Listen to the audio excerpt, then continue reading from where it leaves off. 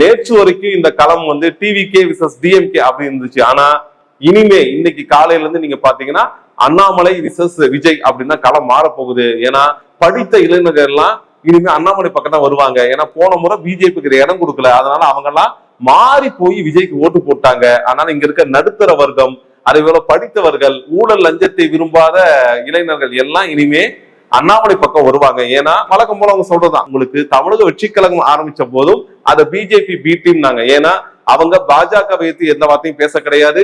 பாஜகவுடைய மதவாத மற்றும் சனாதன செயல்பாடுகளுக்கு எதிராக தமிழக வெற்றி கழகம் இன்றைய வரைக்கும் எதுவும் பேசியதே கிடையாது. இதெல்லாம் வச்சுதான் இன்னைய வரைக்கும் அவங்க பிஜேபி பி டீம் தான், இல்ல மாற்றுக்கத்தே கிடையாதுன்ட்டு பொதுவான அரசியல் விமர்சனங்கள் முன்வைக்கப்படுது. தற்போது தமிழ்நாட்டு தேர்தல் முடிஞ்சு புதிய அரசு அமைஞ்சிருச்சு. டிவிகே விசஸ் டிஎம்கே அப்படின்னு களம் மாறிட்டு இருக்குன்னு சொல்லிட்டு இருக்க வேலையில தான் அண்ணாமலை அவர்கள் திடீர்னு ஒரு முடிவு எடுக்கிறாரு. நேரா ஒரு பிளைட்டை பிடிச்சி அமித்ஷா போய் சந்திக்கிறாரு.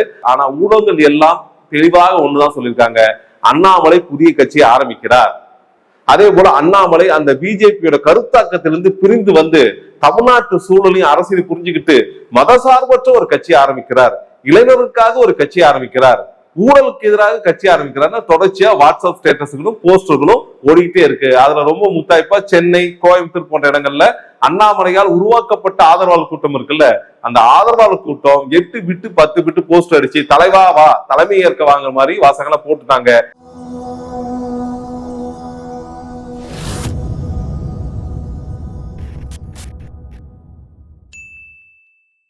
நேற்று வரைக்கும் தமிழ்நாடு அரசியல் களங்கிறது டிவிகே விசஸ் டிஎம்கே, இந்த ரெண்டு சக்திக்கு தான் போட்டி அப்படின்னு போயிட்டு இருந்துச்சு. ஆனா திடீர்னு இன்னைக்கு காலையில இருந்து இந்த அரசியல் களம் வந்து மாறி இருக்கு. என்னவா மாறி இருக்குன்னா விஜய் விசஸ் அண்ணாமலை அப்படின்னு களம் மாறி இருக்குன்னு பரபரப்பான அரசியல் சூழல் தமிழ்நாட்டில் உருவாக்கிறதா சமூக ஊடகங்கள் பேசிக்கிறாங்க. இதுதான் இன்றைக்கு போயிட்டு இருக்கு டாபிக். இதுல முக்கியமா பாத்தீங்கன்னா அண்ணாமலை அவர்கள் நமக்கு நல்லா தெரியும். அவர் வந்து 2011 ஐபிஎஸ் பேட்சா தமிழ்நாட்டுல இருந்து போறாரு. போய் அந்த ஐபிஎஸ் பணியில ஒரு 8 வருடங்கள் இருக்கிறாரு. அதன் பிறகு அவர் என்ன பண்றாருன்னா ஐபிஎஸ் பணியில இருந்ததை விட மக்களுக்கு சேவை செய்யறதுக்கு அரசியல் தான் சிறந்த வழி.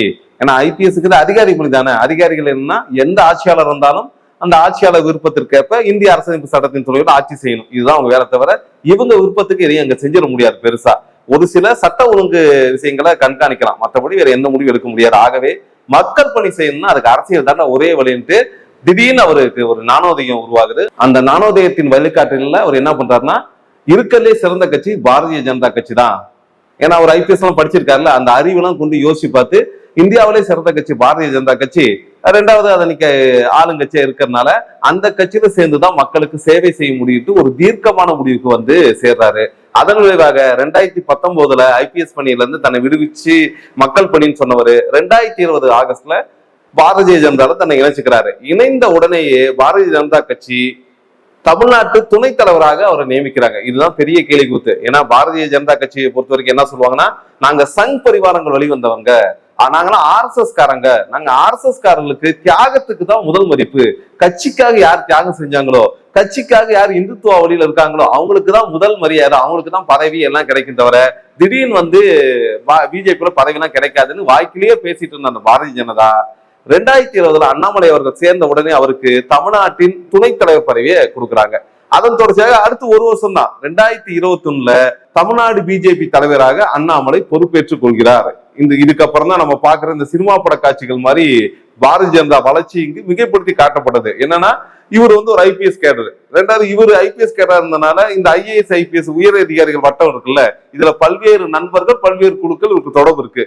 கூடுதலா இவர் வந்து ஆளும் கட்சி பிஜேபி ஒன்றிய அரசுல இருக்கு, அந்த ஆளுங்கட்சியோட பிரதிநிதியா இருக்கனால அந்த ஆதிக்கம்.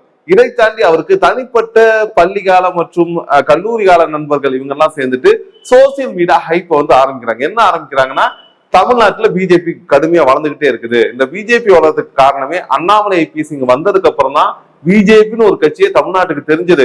அதுக்கப்புறம் அது அசுர வளர்ச்சி அடைஞ்சிருக்கு. இந்த அசுர வளர்ச்சியை பார்த்து திமுக அதிமுகவே மிரண்டு போய் நிக்கிறாங்க. இனி பாருங்க, இனிமே தமிழ்நாட்டுல தாமரை மலர்ந்தே தீரும் அப்படின்னு கங்கணம் கட்டிக்கிட்டு இவங்க சோசியல் மீடியா ஹப் மூலம் ஒரு 100-150 பேர் வச்சுக்கிட்டு தொடர்ச்சியா ஹைப் பண்ணிட்டே இருக்காங்க.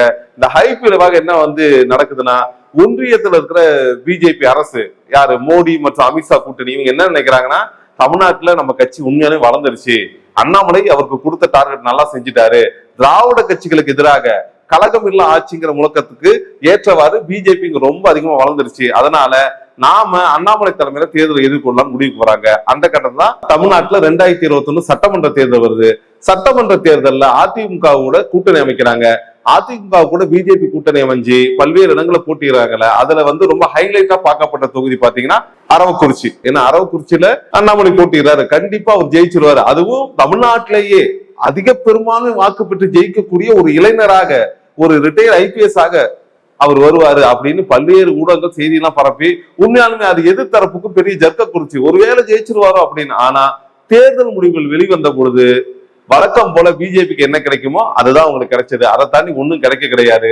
ஒரு 4 தொகுதி ஜெயிச்சாங்க, அதுல கூட அண்ணாமலை தோற்று விட்டார். இதுதான் ரொம்ப முக்கியமான செய்தி. சரி, என்னன்ட்டாங்கன்னா, சரி ஒரு புதுமுகம் அரசியலுக்கு 3 வருடம், அதனால மக்கள் பெருசா நம்பி இருக்க மாட்டாங்க. ஆனா அண்ணாமலையுடைய வேலை நமக்கு பெரிய கூட்டத்தை கொடுத்திருக்கு. எல்லா சோசியல் மீடியாலையும் தினைக்கும் நீங்க எடுத்து பாத்தீங்கன்னா அன்றைய காலகட்டத்துல அண்ணாமலை தான் டாப் ஆஃப் த நியூஸ். அதே போல நியூஸ் மீடியா முழுக்க பாத்தீங்கன்னா ஒரு நாளைக்கு 3 முறை 4 முறை பிளாஷ் நியூஸ் வரும். இந்த பிளாஷ் நியூஸ் அனைத்தும் அண்ணாமலை ஃபிளைட் விட்டு இறங்குவாரு, அவர்கிட்ட பேட்டி இருப்பாங்க. அண்ணாமலை கமலாலயம் போவாரு, உடனே அங்க போய் பேட்டி இருப்பாங்க. இதுதான் பிளாஷ் நியூஸ். வேற எந்த கட்சியை பத்தி கவலைப்படாம பிஜேபியை நோக்கி, அண்ணாமலை நோக்கி மட்டுமே இந்த கேமராக்கள் நகர ஆரம்பித்தன. இது கிட்டத்தட்ட பாத்தீங்கன்னா இதுக்கு முன்னாடி மோடி அவர்கள் ஆட்சிக்கு பிடிக்கும் போது தொடர்ச்சியாக கேமரா அவர் பின்னாடியே சுத்துச்சு. இன்னைக்கு கூட அதை நம்ம கோடி மீடியா அப்படின்னு சொல்லிட்டு இருக்கோம். அந்த வகையில அண்ணாமலை மட்டும்தான், அண்ணாமலை சுத்தி தான் மொத்த அரசியல் இயங்குது. வேற அரசியல நீ தமிழ்நாட்டுல கிடையாது. இளைஞர்கள்லாம் அண்ணாமலை நம்பிட்டாங்க. ஊழலற்ற, லஞ்சமற்ற, எந்த பேரமற்ற ஒரு ஆட்சியை பிஜேபி கொடுக்க போது அது அண்ணாமலை தான் தலைவரா வரப்போகுது. இன்னும் சொல்ல போனா அடுத்த முதல்வர் வர வேண்டியது காலம் சிக்கல் பண்ணிச்சுனாங்க. அதை தொடர்ந்து அடுத்து ஒரு 2-3 ஆண்டுகளாக அவர் அந்த தலைவர் பதவியில் தொடர்ந்துகிட்டே இருக்காரு. அந்த சமயத்தில் தான் நாடாளுமன்ற தேர்தல் வருது. நாடாளுமன்ற தேர்தல்ல பிஜேபியில இருக்க முக்கிய பிரமுகர்கள் என்ன சொல்றாங்கன்னா, தனியாக தமிழ்நாட்டில் நாம் இந்த தேர்தலை எதிர்கொள்ள முடியாது. அதனால இருக்கின்ற கட்சிகளை திமுக எதிர்ப்பக்கம் நிக்கிறது. அதனால அதிமுகவோட கூட்டணி சேர்ந்து இந்த தேர்தல் சந்திக்கிற அஜெண்டா வைக்கிறாங்க. ஆனா அந்த அஜெண்டாவை ஒருபொழுதும் அண்ணாமலை ஏத்துக்கல. அவர் என்ன சொல்லிட்டாருன்னா, நான் வந்ததுக்கு அப்புறம் இங்க பிஜேபி தான் செகண்ட், வழக்கம் போல திமுகவுக்கு பிஜேபி தான் இனிமே போட்டி, அதிமுக அந்த இடத்துல கிடையாது, அதனால என் பக்கம் விட்டுருங்க, நான் பாத்துக்கிறேங்கிறாங்க. அதை தாண்டி சில முக்கிய பிரமுகர்கள் அதிமுகவோட கூட்டணி அமைக்க எடுத்த நடவடிக்கை எல்லாத்தையும் அண்ணாமலை தனது பேச்சு சாதுரியத்தால் அதை தகர்த்தாரு. என்ன பண்ணாலும் சில இடங்கள்ல, ஏங்க அவர் எடப்பாடிக்கு என்னங்க தெரியும், அவர்லாம் இல்லிட்ரேட்டுங்க, அவருக்கு ஒன்றும் தெரியாது, அவருக்கு அரசியல் சுத்தமா தெரியாதுங்க.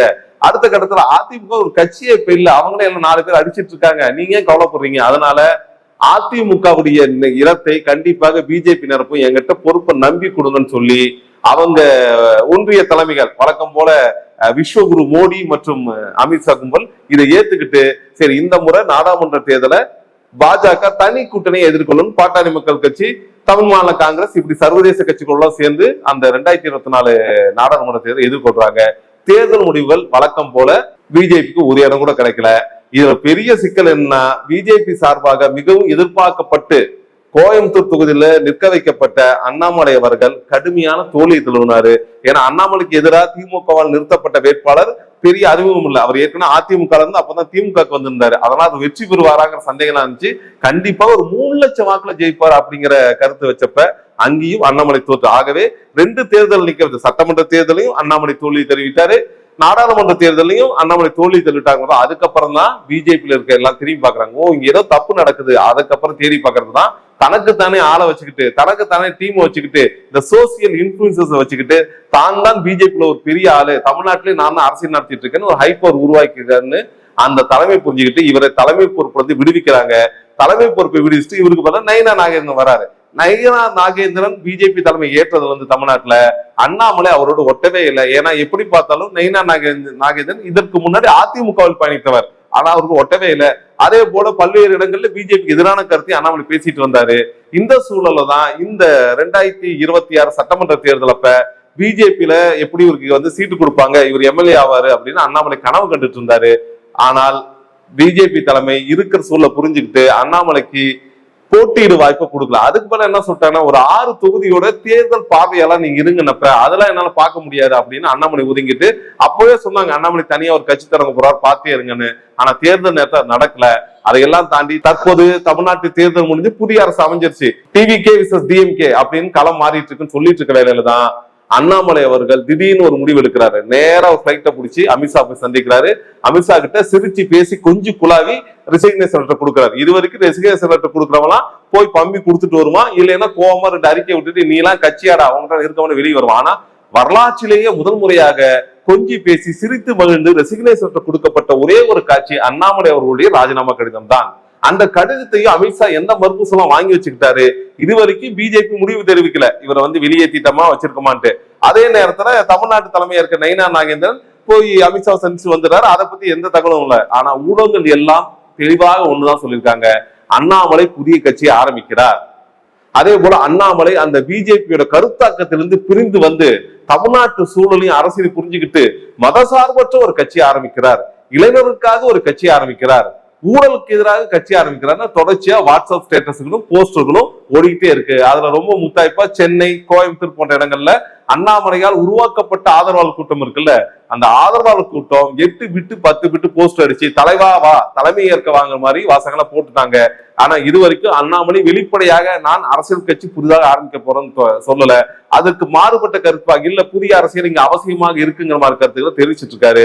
இதையெல்லாம் கணக்குல வச்சுக்கிட்டுதான் இன்றைக்கு காலையில இருந்து ஊடகங்களை என்ன சொல்லியிருக்குன்னா, நேற்று வரைக்கும் இந்த களம் டிவிகே விசஸ் டிஎம்கே அப்படின்னு இருந்துச்சு. ஆனா இனிமே இன்னைக்கு காலையில இருந்து நீங்க பாத்தீங்கன்னா அண்ணாமலை விசஸ் விஜய் அப்படின்னா களம் மாற போகுது. ஏன்னா படித்த இளைஞர்கள் எல்லாம் இனிமே அண்ணாமலை பக்கம் தான் வருவாங்க. ஏன்னா போன முறை பிஜேபிக்கு இடம் கொடுக்கல, அதனால அவங்க எல்லாம் மாறி போய் விஜய்க்கு ஓட்டு போட்டாங்க. அதனால இங்க இருக்க நடுத்தர வர்க்கம், அதே போல படித்தவர்கள், ஊழல் லஞ்சத்தை விரும்பாத இளைஞர்கள் எல்லாம் இனிமே அண்ணாமலை பக்கம் வருவாங்க. ஏன்னா வழக்கம் போல அவங்க சொல்றதுதான், அண்ணாமலை ஏற்கனவே நன்றாக படித்தவர், அவர் இன்ஜினியரிங் படிச்சாரு, அதோட பாத்தீங்கன்னா லக்னோல பார்த்தா எம்பிஏ முடிச்சாரு, அது கூட பாத்தீங்கன்னா ஐபிஎஸ் பாஸ் பண்ண ஒரு சிறந்த அறிவாளி. ஏன்னா அவரே சொல்றாரு, நான் 20,000 புத்தகங்கள் படிச்சிருக்கேன், நான் படிக்காத புத்தகமே இல்ல, எனக்கு தெரியாத அரசியலே இல்லைன்னு சொல்லிட்டு எல்லாத்திலையும் தப்பு தவறமா கருத்து சொல்லிட்டே இருப்பார்ல, அதையெல்லாம் கணக்குல வச்சு இவர் பின்னாடி அணி திரளணும்னு ஒரு கருத்தை வச்சிருக்காங்க.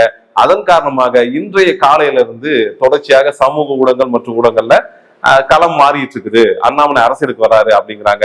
ஆனால் மொத்தமாக பார்த்தோம்னா உங்களுக்கு தமிழக வெற்றி கழகம் ஆரம்பிச்ச போதும் அதை பிஜேபி பி டீம்னாங்க. ஏன்னா அவங்க பாஜக வைத்து எந்த வார்த்தையும் பேச கிடையாது. பாஜகவுடைய மதவாத மற்றும் சனாதன செயற்பாடுகளுக்கு எதிராக தமிழக வெற்றி கழகம் இன்றைய வரைக்கும் எதுவும் பேசியதே கிடையாது. இதெல்லாம் வச்சுதான் இன்னைய வரைக்கும் அவங்க பிஜேபி பி டீம் தான், இல்ல மாற்றுக்கத்தே கிடையாதுன்ட்டு பொதுவான அரசியல் விமர்சனங்கள் முன்வைக்கப்படுது. அதே போலதான் தற்போது அண்ணாமலை டெல்லி சென்று ஒரு ரெசிக்னேஷன் லெட்டர் கொடுத்து ஒரு நாடகத்தை நடித்து முடித்து தமிழ்நாட்டுக்கு திரும்பி இருக்காரு. தமிழ்நாட்டுக்கு திரும்பி இங்கு புதிய நாடகம் ஒன்று ஆரம்பித்து வைக்கிறதுக்கு தயாராகிறார். அதனால அண்ணாமலை என்னதான் புதிய கட்சி ஆரம்பிச்சாலும் கண்டிப்பாக அது பிஜேபி பி டீமா தான் இருக்கும். ஏனென்றால் கடந்த காலங்கள்ல அண்ணாமலை செயல்பாடு, ஏன்னா ஒரு ஐபிஎஸ் படிச்சவருக்கு இந்திய அரசியலமைப்பு இருக்க செக்யூலரிசம்ங்கிற வார்த்தை கண்டிப்பா அர்த்தம் தெரியும், அதெல்லாம் படிச்சுட்டு தான் ஐபிஎஸ் ஆக முடியும். ஆனா அந்த வார்த்தையெல்லாம் துச்சம்னு நினைச்சிட்டு மதவாதத்தை தூக்கி பிடித்துக் கொண்டு சனாதன தர்மம்னு இந்திய மக்கள்கிட்ட ஜாதியத்தை போதிக்கின்ற மனிதர்கள் உயர்வு தாழ்வு போதிக்கின்ற தத்துவத்தை தலையில தூக்கிக்கிட்டு சனாதானம் தான் இந்தியா, சனாதானம் தான் இந்தியான்ட்டு எல்லா இடங்களும் பிரச்சாரம் செஞ்ச அண்ணாமலை அவர்கள் திடீர்னு ஒரே நாள்ல நான் திருந்திட்டேன்னு சொல்லுவாங்கல்ல, இந்த ஒரு படத்துல கவுண்ட் பண்ணி சொல்லுவாரு, ஆனா நாதஸ் திருந்திட்டானே, டே அவன் திருந்திட்டானா பாக்கதாடா என் வேலை, என்னவோ விடுகிறானா என் பொழப்ப பாக்குறேன் தமிழ்நாடு மக்கள் வேற பக்கம் வந்துட்டாங்க. ஆனா பழைய கற்பனை கோட்டைகளை வைத்துக் கொண்டு புதிதாக அதன் மேல ஒரு அடுக்குமாடி கட்டடத்தை கட்டும் முயற்சி தான் அண்ணாமலை துவங்கி இருக்கார். எதை எப்படி இருந்தாலும் அரசியல் களம்ங்கிறது மீண்டும் இன்னும் புதிய ஆட்கள் வருகையால இன்னும் கொஞ்சம் சூடு பிடிச்சிருக்கு. அந்த வகையில பிஜேபி தனது ஆட்டத்தை தாவேக்காவில் இருந்து புதிதாக அண்ணாமலை வைத்து தொடங்க ஆரம்பித்திருக்கிறது அப்படிங்கிறது தான் வெட்ட வெளிச்சமான உண்மை.